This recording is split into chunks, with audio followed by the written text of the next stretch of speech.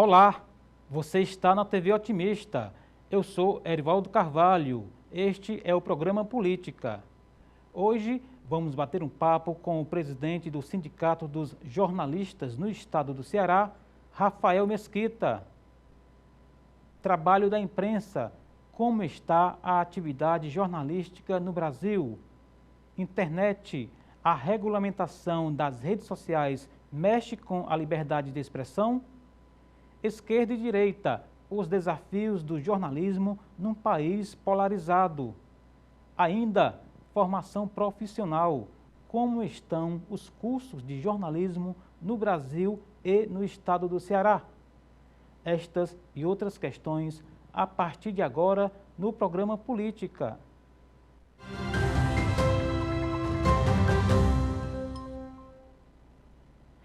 Francisco Rafael Mesquita Jerônimo é graduado em Comunicação Social com habilitação em jornalismo. O convidado é mestre e doutorando na área. O entrevistado atua em assessoria de imprensa de sindicatos laborais. O jornalista Rafael Mesquita foi eleito em julho de 2022 presidente do sindicato da categoria no Ceará e secretário de mobilização da Federação Nacional dos Jornalistas. E é com o presidente do Sindicato dos Jornalistas no estado do Ceará, Rafael Mesquita, que converso no programa de hoje. Presidente Rafael, é uma honra tê-lo aqui conosco nos estúdios da TV Otimista, no programa Política. Tudo bem com o senhor? Tudo ótimo, Erivaldo. A honra é toda minha, é um prazer estar aqui com vocês hoje. A gente falando aqui antes do início da gravação do programa, que o senhor faz pós-graduação, é estudante, e que a vida aos poucos está se normalizando. Ainda há ecos da época da pandemia na atividade de pós-graduação? Assim, a gente ainda tem, por exemplo, eventos que são híbridos, né? Eventos acadêmicos que são híbridos. E para nós também é positivo, porque anteriormente a gente tinha que viajar até para fora do país para algumas atividades. A Universidade Federal do Ceará, né, onde eu faço pós-graduação em comunicação, está ainda com o calendário por reconstituir. Nós estamos com um mês atrás aí do calendário normal das demais universidades. Certo. E aí, nesse meio tempo, o senhor, em julho do ano passado, que aí sim ainda existia uma força, né, da pandemia ainda muito forte, o senhor foi eleito presidente do chamado Sindijorce, né, que é como se chama o Sindicato dos Jornalistas. Como é que se deu esse processo? Como o senhor chegou à presidência da entidade? Estou no meu segundo mandato, na verdade, né? Foi a minha reeleição em julho do ano passado. Isso. Estamos no comecinho do segundo mandato. Eu cheguei no sindicato por volta de 2013, para a direção do sindicato por volta de 2013. Eu fui eleito junto com a então presidenta Samira de Castro, secretário-geral do sindicato, que equivale mais ou menos à vice-presidência. De lá para cá, eu vim acumulando, né, mais ou menos as funções e foi uma transição natural, né? A gente meio que se preparou para esse momento e agora eu já preciso preparar a minha sucessão também na direção do sindicato. Eu me filiei ao sindicato logo quando terminei o curso superior, porque justamente estava naquela ebulição, né, da luta pela permanência do diploma de nível superior em jornalismo como critério de acesso à profissão, né? Me formo em 2009 e pego aí todo esse burburinho, essa batalha que estudantes e profissionais tocavam na época.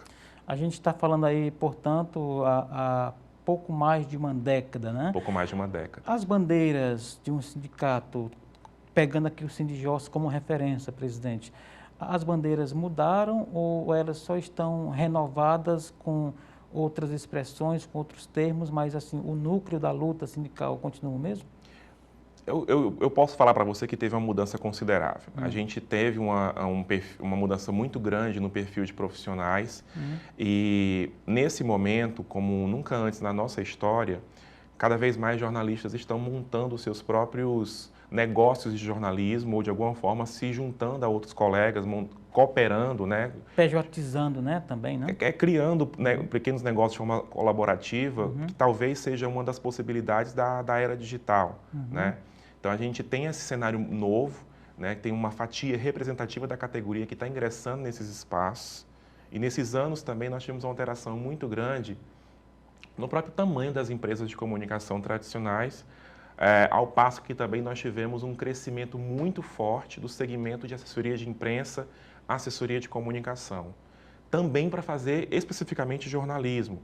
Hoje, grandes corporações, você está aqui, por exemplo, grandes empresas, elas têm núcleos de comunicação que talvez sejam maiores do que algumas redações de jornalismo do estado do Ceará. Certamente, certamente. E isso, de alguma forma, muda o eixo da luta enquanto relação capital-trabalho e também pelo fato de o mercado ter meio que se pulverizado nessas PJs, nesses grupos, né, a que o senhor se refere, né? Isso torna mais desafiador, porque ao mesmo tempo que a gente pensa políticas, né, para o empregado de CLT, o sindicato, e aí eu te digo que é um dos poucos sindicatos de trabalhadores nesse momento, também pensa políticas voltadas para aqueles jornalistas que estão empreendendo.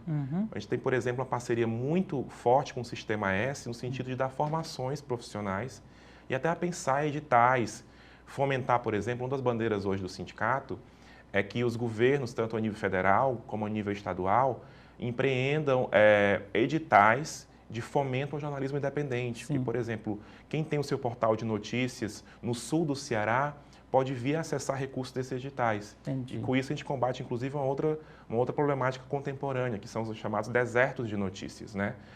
Regiões do Brasil, de estados brasileiros, de municípios que não contam com nenhum veículo de comunicação. Entendi. Então, um dos nossos trabalhos é fomentar, nós temos aí uma vasta mão de obras profissionais que podem, né, ocupar esse espaço, né, e ocupar esses desertos. E aí o sindicato entra tentando fazer essa ponte entre uma coisa e outra, Exatamente, né? O sindicato é esse mediador.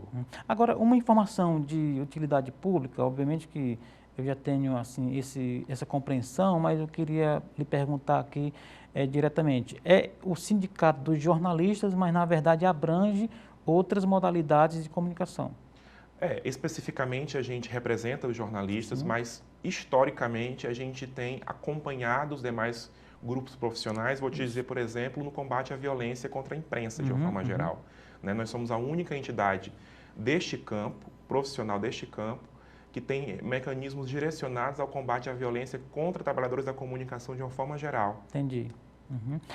Nós vivemos, presidente, numa situação que eu costumo dizer que é uma crise dentro da crise, né? Uma crise mais geral que seria a crise econômica, macroeconômica propriamente, que lá na ponta atinge o próprio consumo de conteúdo jornalístico, etc. E temos uma crise que é encarada como crise, que é essa digitalização do processo de comunicação que impactou diretamente as empresas, como o senhor falou, inclusive na redução de muitas delas, se não em todas, ou em uma transformação, né? Então, essa crise dentro da crise, de que maneira afetou o trabalho do sindicato de mobilização, por exemplo? A gente tem, sempre quando a gente tem uma redução, né, da mão de obra, nós temos uma problemática inicial que é esse processo demissional, né? A quantidade de pessoas que perdem emprego e ficam sem emprego para o nosso mercado já é uma problemática que nós precisamos trabalhar. Tanto é que as iniciativas também vão muito nesse campo, né? Da gente tentar fomentar que o próprio mercado jornalístico cresça, funcione. Por isso que a gente pressiona. Vou dar um exemplo aqui do PL das fake news, ou mesmo a proposta da FENAGE de criação de um fundo de fomento ao jornalismo. A gente quer que o mercado de jornalismo volte a ter um impulso mais forte. Por exemplo, nesse caso específico da digitalização, a problemática real é que as empresas de comunicação, para o nosso público que possivelmente não entenda como funciona esse negócio, vivem basicamente de publicidade, receita publicitária. Então, o anunciante que antes estava basicamente no jornal impresso, na revista, na televisão, na rádio, né? Ele migrou para as plataformas digitais, não foi nem para os negócios de jornalismo digitais, foram para as plataformas digitais. Por exemplo, hoje a Google, a Amazon, né, os outros mecanismos de busca, essas plataformas digitais sugaram, né, o grupo forte de anunciantes que, por exemplo, o Instagram hoje tem uma receita muito maior do que a maior corporação de mídia do mundo. Então, a gente passou de um momento em que as grandes corporações de mídia eram as de mídia tradicional, no caso, rádio e televisão, ou os grandes estúdios de produção cinematográfica, e hoje as Big Techs são os maiores braços, os maiores conglomerados de comunicação do mundo.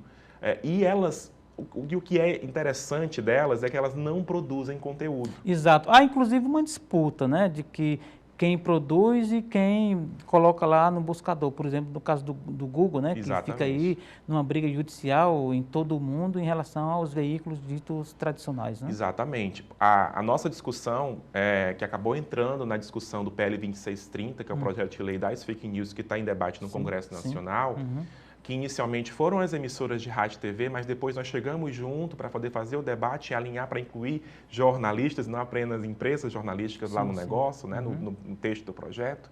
A discussão fundamental era essa, né, de que, por exemplo, artistas, jornalistas, são os produtores de conteúdo. Nós temos aqui cinegrafistas, nós temos toda uma equipe, né, de pauteiros, apresentadores, uma estrutura de serviços gerais. Para botar isso aqui no ar, tem um custo. Tem um bastidor diversificado profissionalmente. Exatamente, né? Tem um custo para colocar esse negócio de comunicação no ar. Mas muitas vezes a plataforma digital, vou dar o exemplo do Instagram, usufrui de um vídeo que é compartilhado da TV Otimista. E já chega pronto, né? Já chega pronto, pode dar 1 milhão de visualizações, mas a TV Otimista não tem nenhuma arrecadação específica, por exemplo, com esse vídeo que foi compartilhado nessa rede digital, seja pela própria TV Otimista ou seja pelo usuário. Pelo contrário, às vezes tem que impulsionar, ou seja, vai pagar, né? Exatamente. Vai pagar para a plataforma divulgar o seu próprio conteúdo, né? Então, a nossa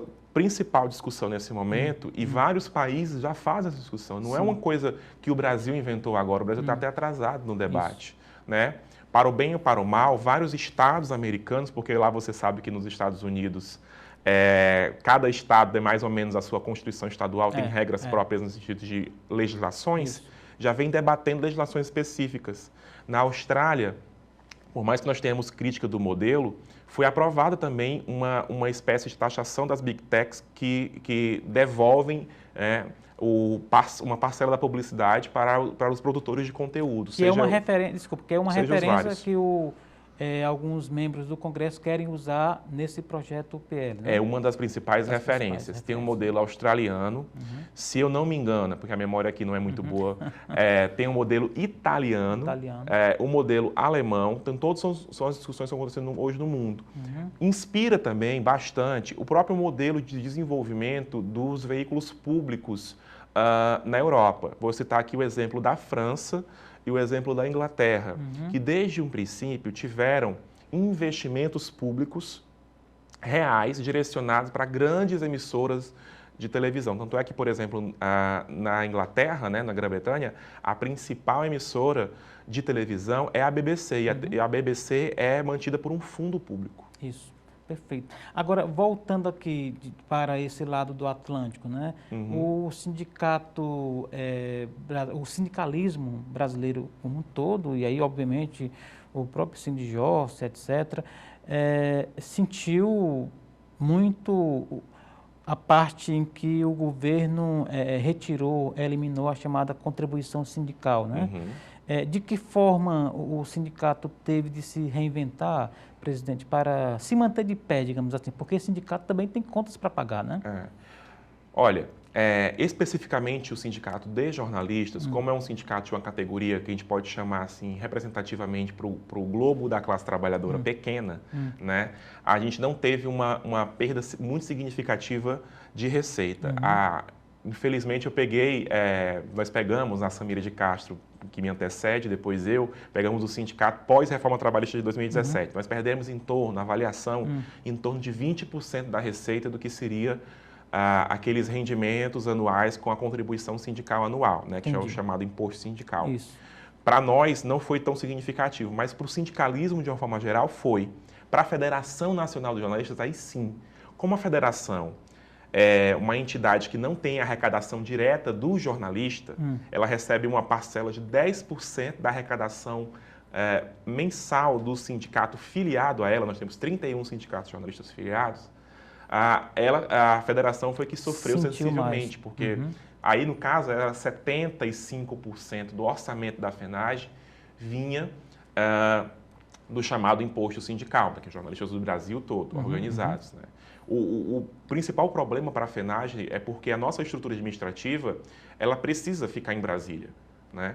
e tem um custo manter uma entidade em Brasília, Claro. com advogados, né, com toda uma tentativa de acompanhamento, inclusive do Congresso Nacional, e num contexto onde a gente, por exemplo, tem que lutar por pautas que são diretamente votações, como PECs, demandas no STF. Então, para nós, que é a última instância, nossa última instância federal, né, para nós teve o movimento sindical dos jornalistas, o abalo maior foi a gente tirar um pouco da força expressiva da nossa federação por conta dessa limitação financeira. Já que o senhor citou aí Brasília, que é o centro nervoso da política nacional, e a gente está falando aqui de imprensa, de jornalismo, etc., e a classe política, a categoria, sempre teve ali um certo desejo de conquistar a simpatia, né? Como é que está essa relação entre a política, já a gente vai detalhar esses dados, entre o político propriamente e o jornalista nessa discussão? A gente passou de um momento caótico, que foram os últimos 4 anos, né? Onde atores da política eram o grupo que mais atacava jornalistas. Tanto é que nosso relatório da violência, acho que vocês acompanharam bem, a sociedade acompanhou bem, nós batemos o recorde do número de violências contra jornalistas nos últimos 4 anos, justamente por esse tensionamento político que aconteceu naquele momento e porque, né, determinada corrente ideológica política, né, que é a ultradireita brasileira, perfilada em torno de Jair Bolsonaro, que a gente pode chamar, você recebe muitos cientistas políticos aqui, e eu vou referendar aqui o que eles chamam, né, que é o chamado bolsonarismo, esse polo, não só Bolsonaro, mas todos os atores desse polo foram responsáveis pelas violências, as principais violências que nos foram acometidas nesse momento, tanto violência física como verbal, né? Passando por ataques virtuais. Então, a gente está num momento onde nós estamos enxergando, inclusive institucionalmente, né, uma avaliação que nós, do Movimento Sindical de Jornalistas, fazemos e observamos do trato que nós temos com os profissionais nos vários espaços, inclusive no Congresso Nacional. Tive a oportunidade de já estar 3 vezes agora recentemente, conversando com todos os articulistas, jornalistas que trabalham no Congresso Nacional, que trabalham nos palácios, trabalham nos ministérios, e há uma mudança de temperatura, porque o sentimento é de que, ainda que a gente tenha, né, um acirramento político muito forte ainda presente no Brasil, o que aconteceu nesse momento foi que nós conseguimos devolver, né, os pingos para os is. As coisas... Meio que está voltando à normalidade. Exatamente. Né? Nós reestruturamos a arquitetura do que deveria ser, né, cada um com seu papel. E hoje nós podemos dizer, de uma certa forma, que o poder de fiscalização da imprensa ou de mediação que a gente faz com esse campo da política está se reconstituindo com uma certa naturalidade, porque, de uma forma ou de outra, havia um tensionamento. Quando um presidente da República agride diretamente um jornalista, há uma decisão editorial correta de parar de colocar um microfone no quebra-queixo dele, porque você está intencionalmente mandando um profissional para ser violentado. Entendi. Nesse momento, eu tenho um presidente, eu tenho um Congresso que, minimamente, a gente consegue escutar. Entendi. Presidente, vamos fazer um rapidíssimo intervalo. Daqui a pouco a gente volta com Rafael Mesquita, que é presidente do Sindicato dos Jornalistas no estado do Ceará. Não sai daí, a gente volta já.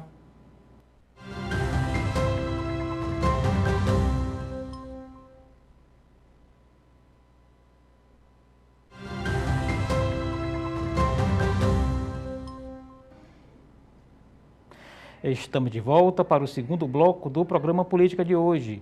Você está na TV Otimista, eu sou Erivaldo Carvalho, aqui ao meu lado, Rafael Mesquita. Ele é jornalista profissional, é assessor de imprensa, atua na área e também presidente do sindicato da categoria aqui no estado do Ceará. E que pode ser acompanhado, pode ser encontrado nas redes sociais. Como é que faz, presidente, para ele encontrar e começar a lhe seguir? Bem facinho, é @ né, Rafael Mesquita J, J de jornalista, Rafael normal, sem PH, com F normal, Rafael Mesquita J, e o Sindijorce também nas redes sociais, @Sindijorce. Perfeitamente. A gente falava agora há pouco de redes sociais, a gente tem em Brasília um debate que promete muito barulho ainda, que é o projeto que alguns chamam de PL das fake news, outro de PL da censura, né? No meio de campo existe aí a tentativa de se regulamentar as redes sociais, aí vem aquela discussão sobre liberdade de imprensa, etc. Na condição de presidente de um sindicato relevante e que tem diretamente a ver com esse debate, o presidente Rafael, como é que está situado o debate? O debate está no ponto certo ou ele precisa avançar mais a partir, inclusive, de experiências internacionais?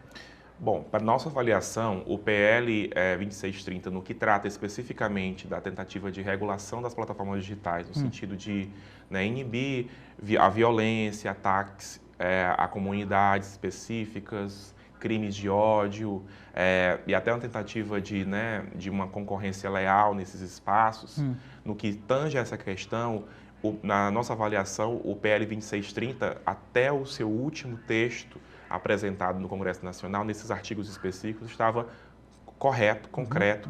Na nossa avaliação, foi feito um longo debate com a sociedade civil, não só entidades de jornalistas, mas entidades que trabalham essa perspectiva dos direitos nas redes. Então, nós tivemos especialistas diversos, pesquisadores desse campo, inclusive pesquisadores da Universidade Federal do Ceará, cito aqui a professora Helena Martins, que é professora do curso de Publicidade do Programa de Pós-Graduação em Comunicação. Tivemos também uma série de instituições específicas, tivemos o CGI, que é um departamento que cuida realmente do entendimento da perspectiva de direitos na rede. Então, o debate estava bem avançado. A sociedade precisa de um mecanismo onde haja um reparo para questões relacionadas às manifestações nas plataformas digitais e um controle específico do Estado sobre empresas transnacionais que, sob nenhum critério, utilizam-se de uma população, de um povo, como no nosso caso aqui específico. A gente teve acompanhando recentemente o prejuízo que houve social com o descontrole das mídias digitais. Nós temos aí plataformas de mensageria, como o Telegram, que são espaços onde se articulam atentados terroristas, onde, inclusive, se a gente utilizar aí os exemplos da Vaza Jato, no cenário da política, onde são arquitetados crimes federais, grandes empreendimentos aí contra até a própria democracia brasileira, ou organizados ataques à escola, se a gente fosse utilizar o exemplo das mobilizações que foram feitas a partir do Twitter e do TikTok. Então, essas empresas precisam ser responsáveis. E aí, a gente rebate muito pontualmente a crítica principal a esse projeto por parte de um setor que você citou, que apregou que haveria censura com a instalação desse PL. Na verdade, censura, nós que somos jornalistas conhecemos bem o mecanismo da censura, porque a nossa categoria foi uma das que mais sofreu. Os veículos de comunicação, de forma geral, foram os que mais sofreram com a chamada censura. A censura é quando um conteúdo ele é previamente, previamente editado em nome de alguém ou de algum interesse. Ele é previamente censurado. Então, não há nenhum tipo de censura acontecendo com a proposta de PL. O que há é uma tentativa de reparação. O que está colocado lá é que se alguém incidir num crime específico, com publicação específica, com o uso específico que vai ser dado dessa rede social, a partir do momento em que ela publica, ela vai passar a responder. Entendi. Inclusive, ela passaria a responder com outras legislações menores que nós temos no país. Mas, nesse caso, há esse recurso agora de direcionar, inclusive com o entendimento de como funciona aqueles suportes. É uma atualização da legislação brasileira para uma demanda específica, porque quando nós temos uma demanda social, no estado jurídico, precisa ser regulado. Ok, eu tenho dois pontos que alguns que defendem uma visão diferente trazem aqui. Eu vou colocar de um por um para poder ficar mais didático, Sim. Um dos pontos que se coloca, presidente, é o fato de que o Brasil já tem em sua legislação, inclusive a legislação penal, lá todo o arcabouço jurídico para combater efetivamente e punir excessos de liberdade de expressão, no caso, tentativa de calúnia, difamação, etc., e outros crimes aqui, inclusive listados pelo senhor. Então, precisaríamos dessa dessa legislação específica sobre as fake news, já que nós temos uma legislação que já está consolidada no Brasil? Era exatamente o ponto que eu estava tratando.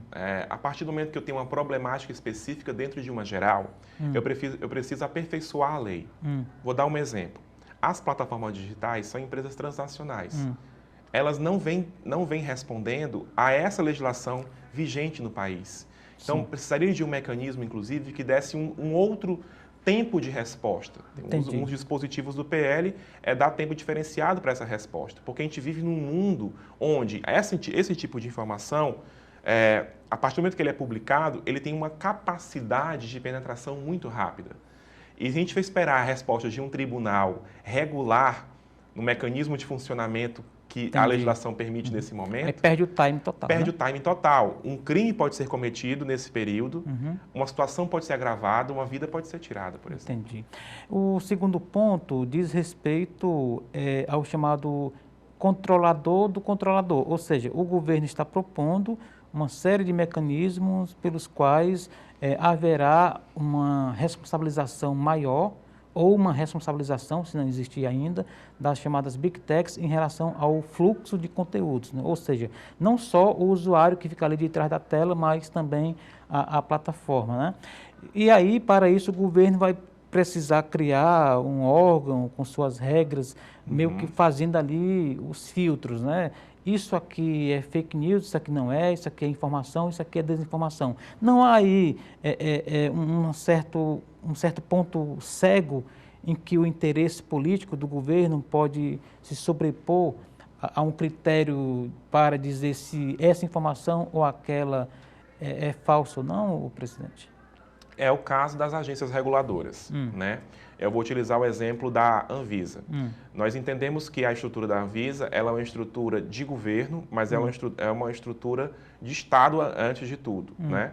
Ela foi instituída por um governo, em um dado momento, ela tem um ordenamento jurídico vinculado a um governo federal, mas ela não responde, como aconteceu na época das vacinas, ela não responde aos ditames de um presidente da República, que é até respeitada fora do Brasil. É até respeitada pelo Brasil. Então, o modelo de agência reguladora que o PL está propondo, ou as discussões do PL estão propondo, porque isso ainda viria na regulamentação, não viria propriamente agora, né? É um modelo típico desse tipo de agência, né, que é realmente uma estrutura de órgão de Estado. O diferencial do PL das fake news, do PL 2630, da discussão toda que está sendo feita em torno, é que haja um mecanismo de regulação com a participação de todos os atores sociais interessados, os consumidores desses produtos, né, as empresas, o judiciário, os órgãos governamentais, legislativo.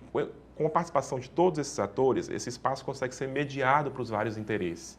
Mas, fundamentalmente, na estrutura técnica, seriam profissionais de Estado, de carreira, que iriam ocupar essas funções com uma demanda técnica, antes de tudo, né? De compreensão técnica, antes de tudo. O senhor citou o exemplo da Anvisa, mas nós temos outras agências, né? A ANS, da Saúde Suplementar, a Anatel, Telecomunicações, inclusive a NTT dos Transportes, que uma vez por outra sempre fica ali no noticiário como que dominadas por agentes políticos, agentes públicos, geralmente agentes do mercado que conseguem ali meio que manipular o foco dessas agências. Isso não poderia acontecer também numa agência que regulamentasse, que viesse a regulamentar os conteúdos digitais? Fundamentalmente, esse é o nosso desafio quando se trata de um Estado democrático com suas instituições, né? A gente, infelizmente, teve esse tipo de coisa acontecendo em todos os setores do Estado brasileiro. Nós tivemos os juízes que depois tiveram sentenças anuladas, não só os juízes da Lava Jato, a gente tem procuradores do Ministério Público que as suas condutas são também colocadas em xeque justamente por esses conluios que podem acontecer. Fundamentalmente, o que nós precisamos é trabalhar para que nós, sociedade, tenhamos um acompanhamento mais forte dessas instituições. Entendi. Mas nós não podemos deixar de tê-las por conta disso, né? Nós temos que confiar na possibilidade de que a democracia brasileira funcione plenamente e que inclusive nós jornalistas erramos muitas vezes, mas que os nossos erros não sejam, né, o que elimine a possibilidade da nossa existência, por exemplo, né? A gente sabe que muitas vezes essas questões são destacadas num tom crítico ou até num tom de denúncia para que elas não existam, mas elas são fundamentalmente necessárias. No mundo todo, a gente tem discutido, né, o papel regulador, né? Inclusive, nós vivemos nas últimas décadas, é um debate importante, inclusive nos sindicatos que eu trabalho, que são sindicatos de servidores públicos, que passam muito pela desestatização né, dos espaços onde esses servidores estariam. E no mundo hoje, se você tem uma ideia, sobretudo na Europa, nós tivemos várias instituições que foram, né, vendidas, instituições de estados que foram vendidas para a iniciativa privada, mas hoje, e eram fundamentalmente, por exemplo, municipais. Estão voltando, né? Hoje se debate muito, grandes países como a Suíça, como é a remunicipalização, que é a retomada do município das suas empresas principais, de prestação de serviços. Um último ponto sobre esse tópico, presidente, é o seguinte: a chamada grande imprensa, a imprensa convencional, na média geral, apoia o PL das fake news, né? Sim. E há uma discussão aí no meio de campo dizendo o seguinte, que há um domínio das big techs e que esse apoio da grande imprensa ao PL das fake news seria uma espécie de reação do mercado jornalístico, né? Diante, inclusive, de uma discussão que nós tivemos no primeiro bloco, né? De que as big techs faturam muito e produzem quase nada, quando produzem, né? Então, não seria, na verdade, uma mera disputa de mercado, esse controle do fluxo de conteúdo nas plataformas? Não o controle do fluxo de conteúdo, mas a oportunidade que as grandes empresas de mídia, de comunicação, tiveram com a possibilidade de, no mecanismo de regulação, haver também a remuneração de conteúdo, no caso, conteúdo jornalístico, no caso, com os artistas, né, discussão conteúdo artístico. Então, sim, é uma disputa clara de mercado, mas é uma disputa, na minha avaliação, justa. Vai valorizar o profissional de jornalismo? Vai valorizar o profissional de jornalismo, é uma perspectiva, e também valorizar, que foi a inclusão que teve depois, né, toda a cadeia de produção artística, né, que também é um outro produtor de conteúdo que é, de alguma forma, né, utilizado... Que está à margem do fluxo de mercado. Né? Mas deixa eu te dizer exatamente qual é o estado atual dessa discussão. Toda a polêmica criada em torno do projeto de lei levou à possibilidade de separação dessas discussões. De um lado ficaria o 2630, com as questões específicas de regulação das plataformas de uma forma geral, na relação usuário, né, e redes, e os limites de cada um nesse aspecto. E o outro entraria num outro projeto de lei, um projeto de lei que já está tramitando no Congresso Nacional, que receberia uma série de emendas para poder pegar mais essa natureza geral, seriam tratadas as questões relacionadas à remuneração de conteúdos compartilhados ou produzidos em plataformas digitais. Entendi. E aí os aspectos mais comerciais do fluxo. E aí a remuneração de conteúdo jornalístico e conteúdo cultural e artístico. Separado, para que as discussões não fossem contaminadas, de certa forma, ou as polêmicas não fossem né, colocados na mesma arena, porque já tem muita polêmica só a parte de regulação das plataformas. Exatamente. Inclusive, por serem polêmicas em separado, imagine quando você junta uma com a outra, né? Exatamente. Presidente, vamos fazer mais um intervalo. Daqui a pouco a gente volta aqui com o Rafael Mesquita, que é presidente do Sindicato dos Jornalistas no Estado do Ceará, aqui conosco na TV Otimista, no programa Política. Não saia daí, a gente volta já.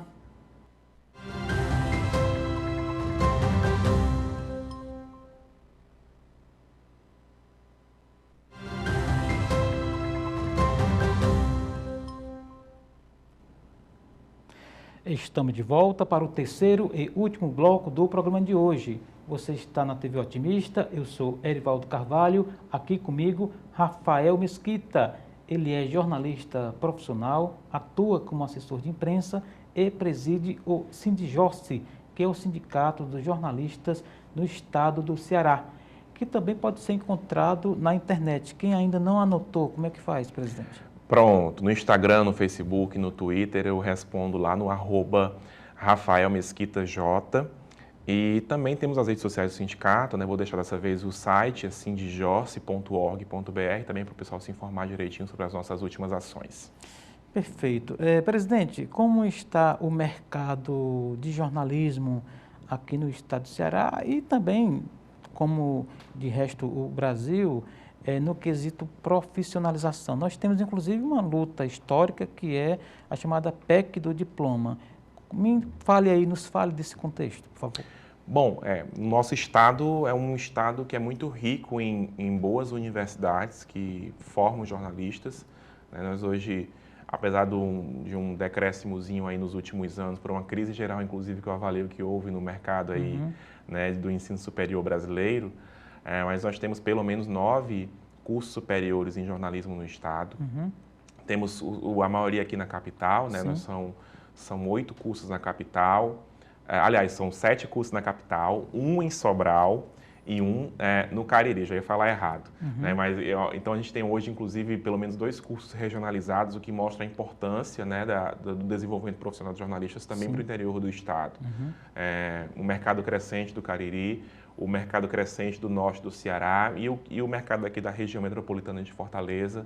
As universidades, inclusive, hoje tem um desafio muito grande, porque junto conosco, né, do Movimento Sindical dos Jornalistas, tanto o Sindijorce como a FENAGE, também as instituições de pesquisa em jornalismo, vou citar aqui a Sociedade Brasileira de Pesquisa em Jornalismo, que é a SBPJ, temos uma batalha conjunta, né, que é a votação, a aprovação da PEC do diploma, proposta de emenda à Constituição que restabelece o diploma de nível superior em jornalismo, como critério de acesso à profissão.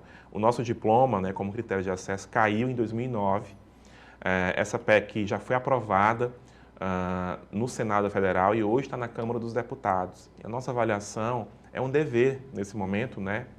Inclusive porque a gente acha que os últimos 10 anos, 13 anos no caso, né, foram marcantes pela própria resposta que o Supremo Tribunal Federal precisava para poder entender a importância do jornalismo. Ele mesmo, o Tribunal Superior e a própria democracia brasileira, pela descredibilização muitas vezes provocadas por essa decisão e pelo ingresso de falsos profissionais no mercado, inclusive criando os chamados sites de fake news, a gente tem a comprovação de que era necessário sim esse critério de acesso. Então acho que hoje é o momento oportuno da gente retomar, porque está mais do que provado que foi um equívoco histórico essa decisão, né, do STF, que inclusive tomou a dianteira e os poderes do Legislativo, quando na verdade existia uma lei e só quem podia mudar era obviamente quem tinha poder para isso, o Executivo e o Legislativo.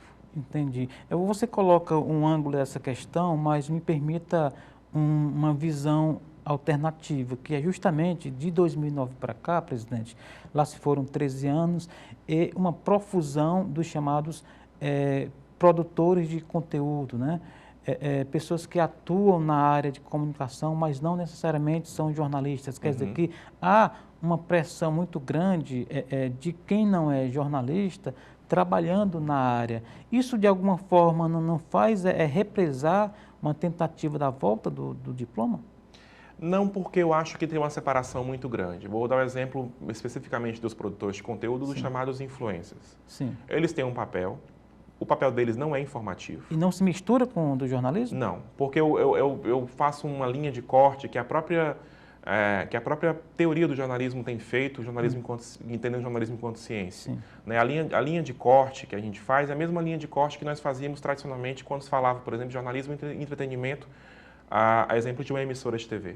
Né? A gente não está entrando aqui na pauta, não está entrando aqui na pauta do encontro com a Fátima Bernardes. Não está discutindo qual é o elemento de discussão, se precisa ter uma formação superior para poder fazer, por exemplo, a coluna de fofocas no programa da Ana Maria Braga. O que nós estamos discutindo é que o profissional de jornalismo que vai atuar na estrutura informativa da TV Globo, por exemplo, que vai poder produzir lá os seus boletins, desde o G1 em um minuto, passando pelo Jornal Nacional, que ele tenha uma formação superior, que ele consiga fazer o que é papel do jornalismo, que é mediar realmente as questões sociais, trazer os assuntos de interesse, fundamentalmente de interesse público, né? Ouvir os vários lados de uma de uma pauta, trabalhar com coesão, trabalhar com isenção, trabalhar com todos os critérios que tornam a notícia notícia e todos os critérios éticos que são fundamentais para que essa notícia não tenha nenhum impacto negativo na sociedade. Uhum. Então, a nossa demanda é que, para especificamente aquele espaço de atuação, nós tenhamos um profissional capacitado suficientemente para isso. Ou se eu tenho especificamente um portal de notícias que nasce, né, nativo digital, que nasce na internet, se ele tiver objetivo jornalístico, se ele tiver cunho jornalístico, inclusive para acessar os recursos públicos destinados para o financiamento desse tipo de iniciativa que nós defendemos, que ele seja profissionalizado, que ele tenha profissionais que tenham capacidade de fazer jornalismo de fato, não excluindo todo o exemplo que inclusive que eu ia dar dos influencers, por exemplo. Eles não têm papel informativo. Eles estão ali para poder discutir temáticas gerais que muito se aproximam dos programas de entretenimento que nós tínhamos na televisão desde o TV Mulher lá atrás. Entendi. Uma dúvida básica, uma pessoa não jornalista, não formada, não graduada em jornalismo, ela pode ser acusada de falso exercício da profissão ou para isso precisaríamos dessa PEC regulamentando a atuação do profissional? Neste momento, o que diferencia o jornalista né, de qualquer outro cidadão é a pessoa acessar o registro profissional de jornalista. Né, a partir da graduação? Não necessariamente. Não, né? Com a queda do diploma, não. A partir desse momento, utilizando um critério, inclusive, que é um pouco que o Agostinho gosta, falava lá na Universidade Federal do Ceará, né, que hoje, após a queda do diploma, o critério para ser jornalista basta estar vivo. Então, qualquer cidadão pode acessar, maior de idade, pode acessar hoje o registro profissional de jornalista, que é o critério, o único critério que restou de acesso à profissão. Entendi. Então, na sua pergunta exatamente, né? A pessoa, se não tiver o registro, sim, ela teria sim que poderia ser, né, processada e tal, porque ela não está oficialmente para o Estado como jornalista. Entendi. Isso afeta a cabeça que, assim, o sindicato acompanha os cursos, inclusive, dependendo aí das condições, há palestras, formações, as próprias disciplinas convidam ali, né? Tem essa discussão nos cursos. Isso afeta a cabeça do aluno de jornalismo? Está afetando, presidente? Demais. Eu diria que afetou a minha cabeça e com quem eu converso ao longo do tempo, né? E as visitas que a gente faz às universidades têm constatado muito isso. Professores de jornalismo avaliam que há uma queda no ingresso de estudantes para fazer o curso superior. Às vezes o estudante, né, essas novas gerações nem sabiam que tinham caído o diploma, descobrem na universidade. Isso. Né? É muito comum isso acontecer. Mas, por um lado, tem um lado positivo nessa história toda, né, que eu estou citando aqui, da PEC do diploma, porque mesmo com a queda do diploma, a boa parte dos empregadores de jornalistas só contratam jornalistas com diploma. Entendi. Muitas vezes, inclusive, o ingresso desses profissionais nas emissoras, nos jornais, nos sites de notícias, basicamente pelo estágio, o estágio, né, de jornalista, né, de estudante de jornalismo. Entendi. Então, o cenário, ainda que caótico um pouco após a queda do diploma, os empregadores ainda recorrem fundamentalmente, sobretudo nos grandes veículos e nos veículos de natureza jornalística, né, de uma forma geral, a contratação de profissionais que têm um curso superior ou são estagiários que vão ter o curso superior mais na frente. Entendi. Presidente, jornalista pode ou deve participar da discussão política, etc. Mas ele precisa necessariamente tomar partido quando a gente está aqui, por exemplo, num país polarizado entre esquerda e direita. É claro que tem uma natureza por trás aí, na própria essência do jornalismo, né? Mas ele pode se permitir tomar partido político? Olha, na atuação profissional? Na atuação profissional, eu acredito que depende muito do setor esse profissional trabalha, de uma forma geral, né? Mas seria mesmo que eu comparar aqui um jornalista de esportes que se apresenta favoravelmente a um time ou outro. Sim. Então, fica confuso para a sociedade. Então, eu acho que inclusive essa discussão de objetividade, muitas vezes ela é feita como se fosse uma coisa dada, natural e tal, mas ela é uma tentativa diária, né? É uma coisa a ser perseguida. Então, na minha avaliação, o que nós chamamos de imparcialidade dentro desses requisitos para alcançar a objetividade jornalística é uma tentativa de eu fazer adequadamente meu trabalho. Se eu seguir a deontologia profissional dos jornalistas, se eu seguir o código de ética, as nossas teorias constituídas, né, até os próprios manuais de redação que as empresas onde nós trabalhamos constituem, sejam as empresas, eu tenho acompanhado muito os novos negócios de jornalismo, como por exemplo uma agência pública, e conheço muito bem também os mecanismos de funcionamento, porque eu estudo isso na pós-graduação das grandes empresas, como por exemplo o manual de redação do Estadão, se a gente for falar aqui de um jornal tradicional. Que é uma referência, né? Que é uma referência. Eu mesmo utilizo quando vou dar aula, né, os critérios, inclusive, quando eu explicar o que é jornalismo, lê isso aqui. Né? Inclusive os estilos, né? A linguagem, a identidade do jornalismo ali, enquanto conteúdo, isso é muito importante. Agora, estamos num mundo que se chama, né, de questões mais fluidas, líquidas, né? Estamos na era da pós-verdade, né? Ainda cabe aquele discurso da verdade fática no jornalismo, presidente? Eu acho que a verdade jornalística é a verdade dos fatos constituídos até aquele instante. Então, a verdade tem essa subjetividade, mas ela é objetiva do momento em que eu colho as informações. Se eu consigo fazer compreender. Sim.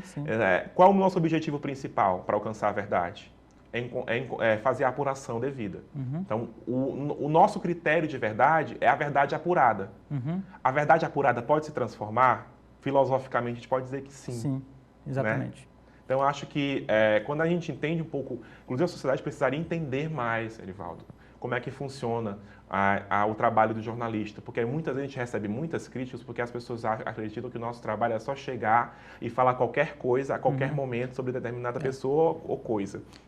Não é. Inclusive, por exemplo, no cinema é muito forte, né, a imagem depreciativa, né, da imprensa, do jornalismo, quando tem um crime que os profissionais vão chegando, então aqueles personagens já ficam ali todos meio que fazendo ali um mau humor com os profissionais de jornalismo. Quer dizer que tudo isso aí entra nessa captação cultural da sociedade, né? Alimenta um senso comum equivocado, né, do que iria ser jornalista. Só que ser jornalista, né, por exemplo, apresentar um telejornal é só a ponta do iceberg de todo um processo de produção anterior, né? Acho que se a sociedade entendesse um pouco mais como é feito o nosso pão, né, esses padeiros aqui não seriam tão criticados. É verdade. Um amigo meu costuma dizer o seguinte: Erivaldo, cada fato tem pelo menos 3 versões. A minha, a sua e a verdade. Essa frase faz sentido para ti? Em tese, sim, né? Defendendo naquela perspectiva muito mais filosófica da coisa. É difícil para a gente, jornalista, aceitar isso como dado, porque a gente sabe que, objetivamente, tem elementos que vão constituir mais ou menos essa verdade, né? Verdade. Então, eu acho que a única coisa boa do nosso chamado positivismo científico que há em torno, né, das adequações das técnicas jornalísticas, que é esse recurso de sempre buscar o fato, né, de buscar os elementos que constituem essa verdade. Perfeito, presidente. Eu gostaria que a gente, nessa reta finalíssima de programa, o senhor colocasse ou recolocasse, enfatizasse aí as bandeiras do Sindijós, o sindicato que o senhor preside. Bom, eu acho que nós estamos em 2023, né, e eu acho que é bem significativo que nesse novo milênio a gente consiga fazer a sociedade de uma vez por todas compreender a importância do jornalismo. Nós atravessamos, né, os últimos anos, junto com outros atores sociais, a edificação das democracias no mundo e no Brasil também. A gente enfrentou várias várias correntes aí, como as ditaduras, né, desde as ditaduras lá de Vargas, passando pelo processo ditatorial, né, cívico-militar que nós tivemos no Brasil a partir da década de 60, atravessamos crises institucionais, impeachment de presidentes, mas nós estivemos lá ao lado da sociedade. Então, acho que o jornalismo, no primeiro ponto, acho que todo mundo precisa compreender o jornalismo como um aliado direto da democracia, saber que o Sindicato dos Jornalistas existe para defender o direito dos jornalistas de existirem e, portanto, o próprio jornalismo.